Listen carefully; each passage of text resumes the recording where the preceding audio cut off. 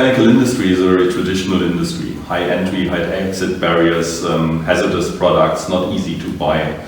So we have seen with other goods, Amazon also taking more and more online sales. So what is the current situation? So how much of chemicals are sold online today?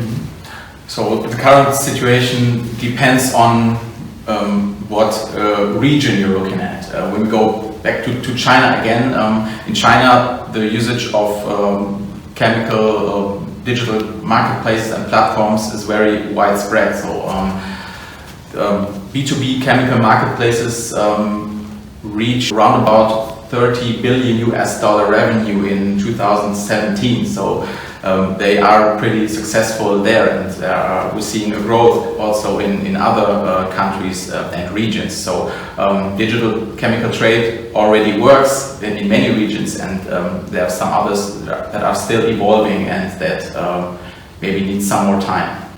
The share of marketplaces, especially in Europe, is still quite small.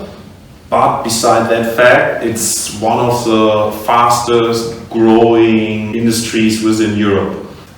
So 30 billion is a big number, but it's less than 1% of the global chemical sales. So will this online chemical trade be successful with digital platforms? Of course, we see that it is a pretty successful start when we see that most of the platforms only started about 3 or 4 years ago, when we see that 2016 was the year where the most chemical marketplaces start and went online. And now we are seeing also a development that more and more platforms and marketplaces are coming. I believe that the situation in future will change, that there will maybe not as much marketplaces during the next years as there are now, but we are seeing that they are successful, that they are constantly growing. So I believe that platforms will be successful in the long term everywhere. The European market is 500 billion euro big, so we are convinced that even some single industries within that big market will have a chance to build their own marketplace. If we have one marketplace or several marketplaces, future will show. But for sure, we as PINPOOLS and chembid, we want to be a part of this in the future. Are there certain product groups or types or customer groups or segments that attract online sales more or less? We started with paint and coatings industry, construction industry, and food and feed industry, and especially in the product category of solvents, we have good demand on our platform. I don't think that it's appropriate to distinguish between demand online and demand offline. I think first of all there's a little demand or high demand for a certain product. Certainly with the commodities and with the raw materials, the easier products are of course much easier to buy, to sell online. They're less complicated, there's less communication necessary. But of course digital sales and platforms are also interesting for the specialty chemical market. The problem is that most of the marketplaces, most of the platforms currently do not offer the solutions to make this possible in an appropriate way, but it's definitely interesting. We're getting a lot of these questions about is the specialty or commodity better selling on the marketplace. And if you're asking 10 suppliers and we'll ask them about one product, is it a specialty and is it a commodity, the answers will be quite varied from each one you're asking. We think, like with real enabling people within your company, you're also enabling selling specialty as good as you're selling commodities. If I would search for a certain product or material, I would Google it. So what would be the improvement and the benefit going to a search engine like chembid? So what would be the added improvement on that one?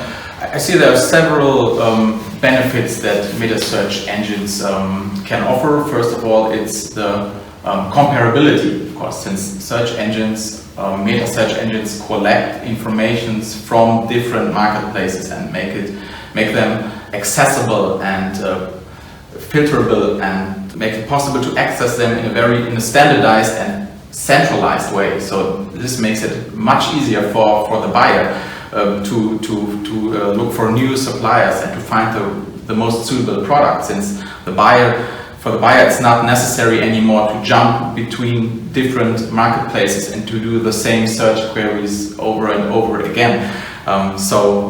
This is a basic benefit of meta search engines, and this way the buyer can save time and of course thus can save costs, and this is always a good argument. If you take the perspective, for example, for a typical sales guy, 30-40 years already in the industry, they earn quite good margin about many years, 30-40 years, and 18-19 years ago these guys were told, hey, everything will change at the first start of digital platforms 20 years ago, and nothing changed. So why should this situation differ from the situation 20 years ago? It's the question about mindset and really about seeing chances, enabling your employees doing digital learnings, and then they will find ways. And one example, now we have one really big producer onboarded 3 weeks ago. They did their first sales.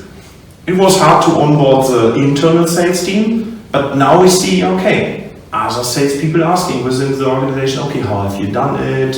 What was your turnover? And then the people are also getting excited with the topic. Barriers mostly occur in the minds of the deciders in the company. So it costs little efforts and little resources to do the first steps in digital commerce and in digital marketing. I believe it's not necessary anymore to build an own digital environment, good platforms, where it's very easy to start with an own shop to bring their products online to make the company visible. So I believe that the main barrier is the lack of awareness for the urgency of digital business.